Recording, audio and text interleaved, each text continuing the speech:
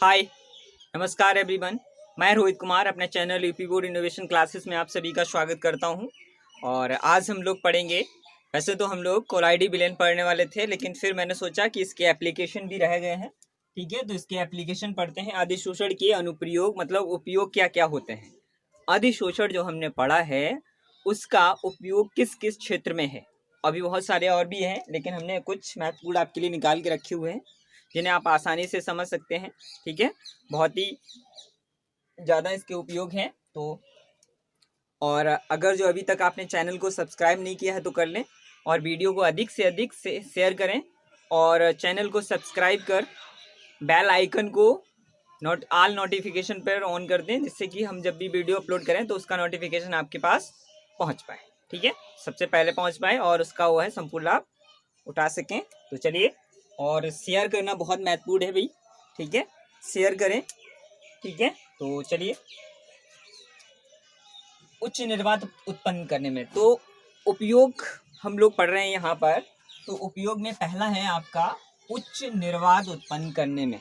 ठीक है, जैसे निर्वात उत्पन्न करने में, लेकिन निर्वात जब उत्पन्न करते हैं तो उसमें लैस मात्र के लिए, ठीक है, जिस पात्र में निर्वात मतलब जिस पात्र को हम निर्वातित करते हैं उस पात्र में अगर जो लैस मात्र के लिए भी वायु है, ठीक है, लेकिन उसमें वैक्यूम तो आ गया है, निर्वात तो हो गया है, अगर जो लैस मात्र के लिए भी वायु है, ठीक है, तो उस वायु को भी हम निकालने के लिए कौन सा मेथड यूज करते हैं, तो अधिशोषण का उपयोग करते हैं। ठीक है, जैसे निर्वात का तात्पर्य क्या होता है यहाँ पर, तो निर्वात का मतलब होता है कोई ऐसा स्थान जहाँ पर वायु उपस्थित ना हो, बिल्कुल भी वायु उपस्थित ना हो, तो ऐसे स्थान को क्या कहते हैं, निर्वात कहते हैं। निर्वात होता है वहाँ पर।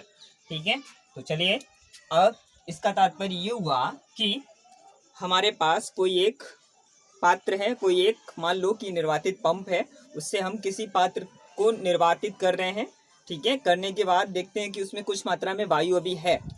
ठीक है, तो उस वायु को निकालने के लिए हम किसका उपयोग करेंगे, चारकोल का उपयोग कर सकते हैं। किसका, चारकोल का उपयोग। ठीक है, ठीक है, निर्वातित पात्र में, ठीक है, निर्वातित पात्र में, ठीक है, लेस मात्रा, ठीक है, बहुत ही कम मात्रा में उपस्थित वायु को निकालने के लिए हम चारकोल का उपयोग करते हैं। किसका, चारकोल का उपयोग करते हैं।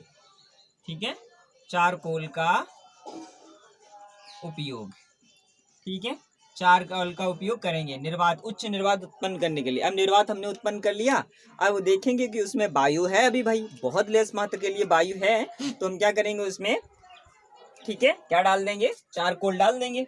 ठीक है, चारकोल डाल देंगे तो चारकोल पे क्या होगा भाई, गैस के अणु यानी कि वायु के अणु क्या हो जाएंगे, अधिशोषण करेंगे। किस पे, चारकोल की सतह पर।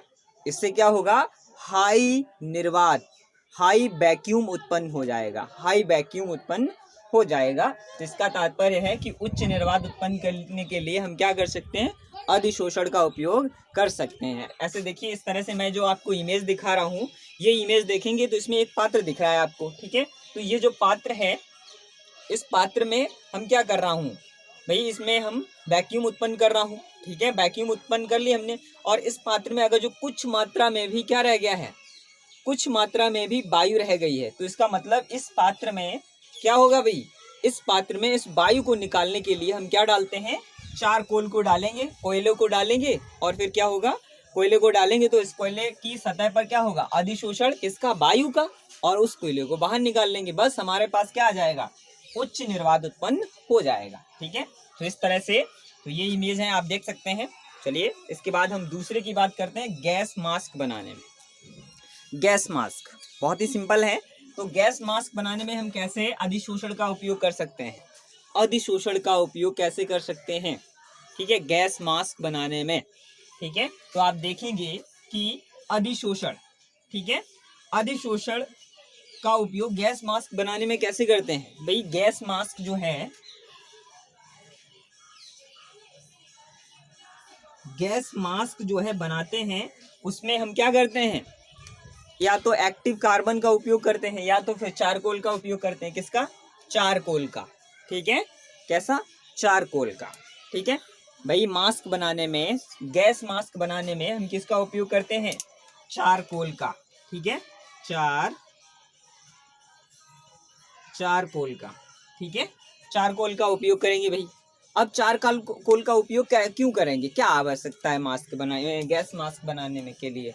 ठीक है, तो इस गैस मास्क का उपयोग जो है हम लोग कोयले की जो खान वगैरह होती है उसमें करते हैं। ठीक है, तो उसमें कोयले की खान में अंदर जाते हैं तो हो सकता है वहाँ पर डिफरेंट तरह की गैसेस यानी कि विषैली गैसें हों, और वो विषैली गैसें हम सांस लेंगे तो हमारी बॉडी में प्रवेश कर जाती हैं। ठीक है, तो उन विषैली गैसों से बचने के लिए हम क्या करते हैं?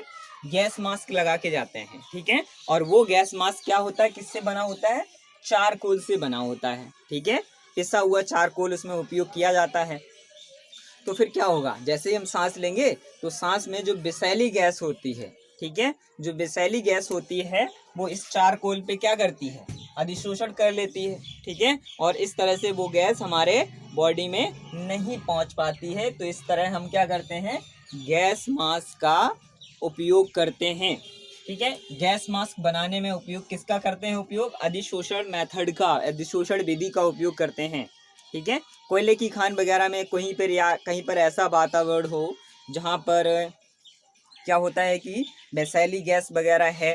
ठीक है, वहाँ पर आपको जाने के लिए कहे तो आप वहाँ पर गैस मास्क का उपयोग कर सकते हैं, गैस मास्क लगा के जा सकते हैं। ठीक है, जैसे कि यहाँ पर आप ये इमेज देखेंगे आप, तो ये जो इमेज है यही है गैस मास्क। ठीक है, तो ये गैस मास्क किससे बना है? तो पिसे हुए चारकोल से बना हुआ है। ठीक है, या सक्रिय चारकोल का भी उपयोग कर सकते हैं या पिसे हुए चारकोल का उपयोग करते हैं। ठीक है भाई, चलिए। ठीक है, ये इमेज आप देख रहे हैं वो। ठीक है, चलिए इसके बाद हम तीसरे पे पहुंचते हैं, आर्द्रता पर नियंत्रण। सबसे पहले आर्द्रता होती क्या है? ठीक है, क्या होती है आर्द्रता? तो आर्द्रता हमारे चारों तरफ जो जलवाष्प होती है, तो वो जलवाष्प जो होती है उसी को हम आर्द्रता कहते हैं, ह्यूमिडिटी कहते हैं। ठीक है, तो ह्यूमिडिटी मतलब आर्द्रता के नियंत्रण में। आर्द्रता पर नियंत्रण कैसे करें? जैसे आर्द्रता में वृद्धि हो जाए। ठीक है, जैसे आपने देखा है, जैसे क्या होता है, जैसे गर्मी होती है, ठीक है, या फिर बहुत तेज़ धूप होती है, तो फिर क्या होता है? अभी प्रेजेंट टाइम में क्या चल रहा है कि धूप बहुत तेज़ निकलती है तो आर्द्रता में कमी आती है। ठीक है, और जब सर्दी स्टार्ट होती है तो हमारे चारों तरफ आर्द्रता ज़्यादा होती है, नमी ज़्यादा होती है। ठीक है, ह्यूमिडिटी अभी नमी कम है हमारे वातावरण में, और जब बरसात स्टार्ट होती है, ठीक है, या ठंडे आती हैं तो फिर क्या होता है? ह्यूमिडिटी में वृद्धि हो जाती है। अब अगर जो ह्यूमिडिटी बढ़ गई है, सिंपल सा यही समझिए आप कि हमारे चारों तरफ जो जल वाष्प है, मतलब जल की जो वाष्प है उसी को कहते हैं ह्यूमिडिटी, आर्द्रता या नमी भी बोल सकते हैं हम। ठीक है, तो चलिए, तो इसे नियंत्रित करने के लिए हम क्या करेंगे? ठीक है, नियंत्रित करने के लिए हम इसे नियंत्रित करने के लिए सिलिका SiO2 तथा एल्यूमिनियम क्लोराइड एल्यूमिनियम ऑक्साइड, ठीक है, इनका उपयोग करेंगे। ठीक है, अब ये करेंगे क्या? तो बहुत ही सिंपल है। ये जो सिलिका और एल्यूमिनियम है, ये वायु में उपस्थित नमी को क्या कर लेते हैं? क्या कर लेते हैं? नमी का अधिशोषण कर लेते हैं। मतलब कहीं पर अगर जो इस तरह से सिलिका रखा हुआ है, ठीक है, और इसके चारों तरफ ह्यूमिडिटी अधिक है, तो ये जो ह्यूमिडिटी है जलवाष्प, ठीक है, क्या है ये? जलवाष्प। ये जो जलवाष्प है वो क्या करेगी? इसकी सतह पर क्या होगा? इसका अधिशोषण हो जाता है, और इससे हम क्या कर सकते हैं? इससे क्या कर सकते हैं भाई? इससे आर्द्रता पर नियंत्रण कर सकते हैं, आर्द्रता को कंट्रोल कर सकते हैं, आर्द्रता को कम कर सकते हैं, जितना चाहें उतना कर सकते हैं। उसी तरह से एल्यूमिनियम का भी एल्यूमिनियम ऑक्साइड का भी उपयोग होता है।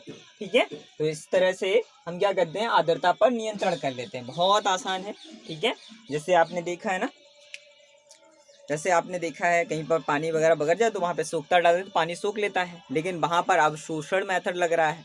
ठीक है, लेकिन कुछ उससे रिलेट कर सकते हैं इसे। ठीक है, क्योंकि ये गैस और ठोस की बात हो रही है। ठीक है, जो सिलिका और एल्यूमिनियम ऑक्साइड होते हैं वो सॉलिड होते हैं, और जो जलवाष्प है वो अभी गैस के फॉर्म में है, तो इसका क्या होता है, इसकी सतह पर अधिशोषण होता है। ठीक है, तो इससे क्या होती है, आर्द्रता में कमी। चारों तरफ की जो आर्द्रता है, ये आर्द्रता है जो ना उस पे पहुंच गई, इस पे ये आर्द्रता में कमी आ गई है। क्या आ गई है, कमी, आर्द्रता में कमी।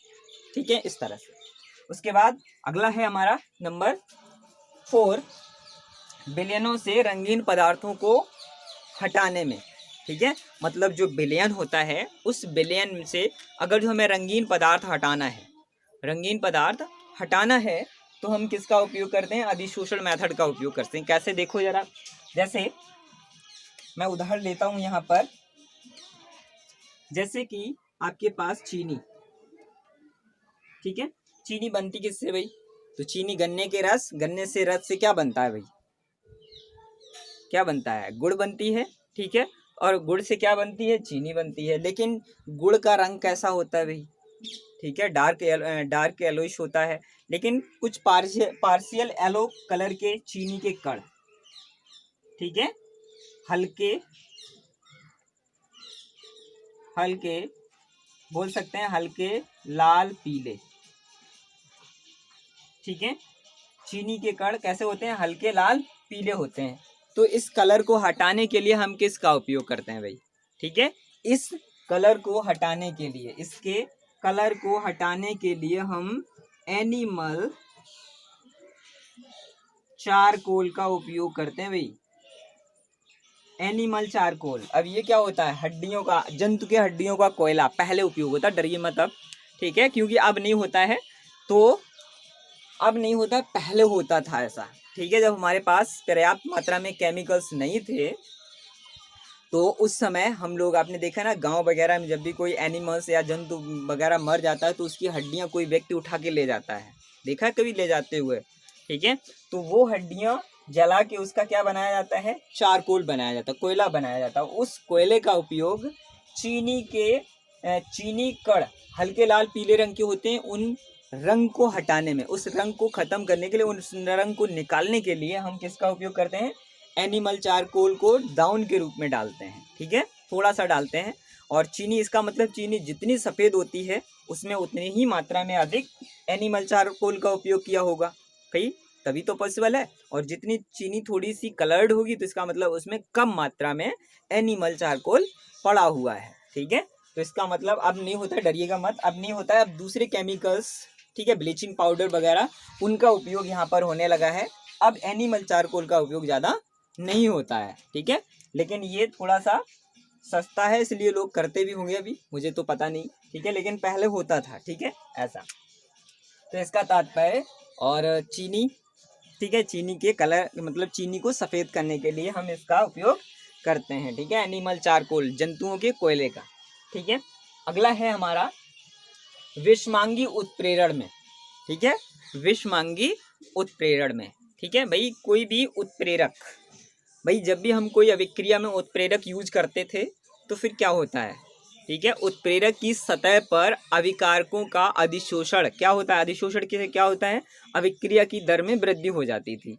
ठीक है, और ऐसे ही आपके पास बहुत सारे उदाहरण हैं, मैं आपको उदाहरण लिखता हूँ। जैसे देखिए, जैसे हैबर विधि द्वारा, हैबर विधि द्वारा NH3 का निर्माण, NH3 का निर्माण। अब आपके लिए एक प्रश्न है, प्रश्न ये है कि आप हमें नीचे कमेंट बॉक्स में बताएंगे कि हैबर विधि में जो उत्प्रेरक यूज होता था, वो उत्प्रेरक कौन सा है। ठीक है, नीचे कमेंट करके बताएंगे। ठीक है, नंबर 2, ठीक है, नंबर दो है संपर्क विधि द्वारा, संपर्क विधि द्वारा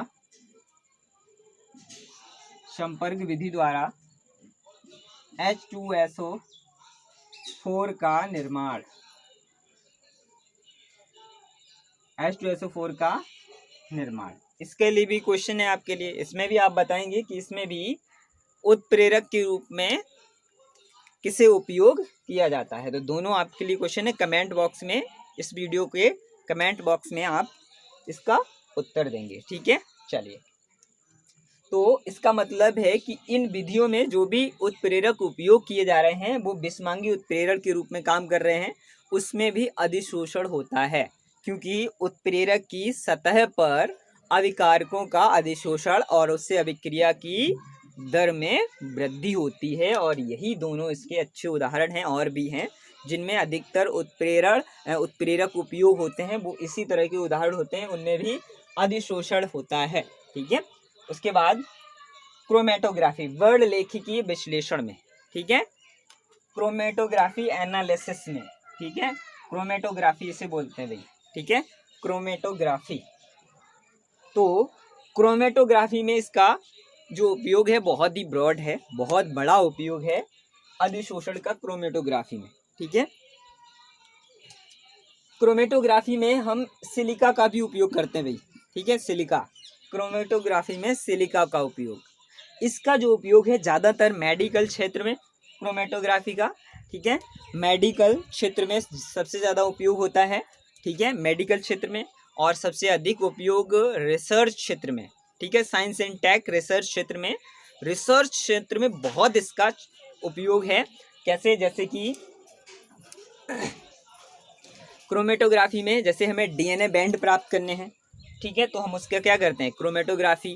ठीक है, क्रोमेटोग्राफी का मतलब हम सिलिका प्लेट का उपयोग करते हैं। ठीक है, और इसी तरह से बहुत सारे मेथड होते हैं जो क्रोमेटोग्राफी, जिनमें क्रोमेटोग्राफी उपयोग होती है। ठीक है, तो सिंपल सा एक इम्पॉर्टेंट पार्ट है, वो है मेडिकल क्षेत्र,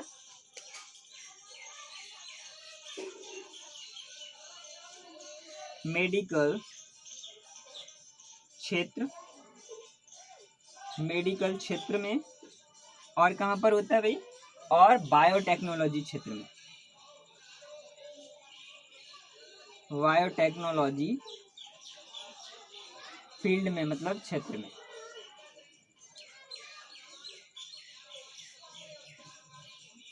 क्षेत्र में, ठीक है, बायोटेक्नोलॉजी का मतलब जैव प्रौद्योगिकी के क्षेत्र में इसका बहुत महत्वपूर्ण योगदान है।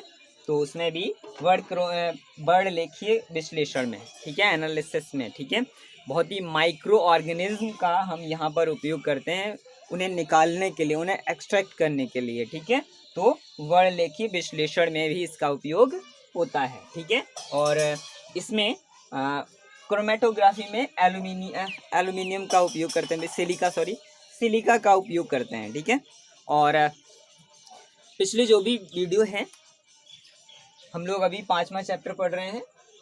ठीक है, और इससे पहले के जो चैप्टर्स हैं उन वीडियो की जो लिंक है इस वीडियो के डिस्क्रिप्शन में है, तो वहाँ से जाके आप पीछे के भी चैप्टर्स उनके डिटेल देख सकते हैं। बहुत आसान भाषा में मैंने पढ़ाया है, बहुत ही सरल एकदम। ठीक है, और इसी तरह से, और वीडियो को अधिक से अधिक शेयर करें, चैनल को अधिक से अधिक सब्सक्राइब करें। ठीक है, और ठीक है भाई, तो ये थे अधिशोषण के अनुप्रयोग। अब हम लोग अगली वीडियो में पढ़ेंगे कोलाइडी विलयन, बहुत महत्वपूर्ण है, बहुत आसान भी है। ठीक है, तो चलिए मिलते हैं अगले वीडियो में, तब तक के लिए नमस्कार।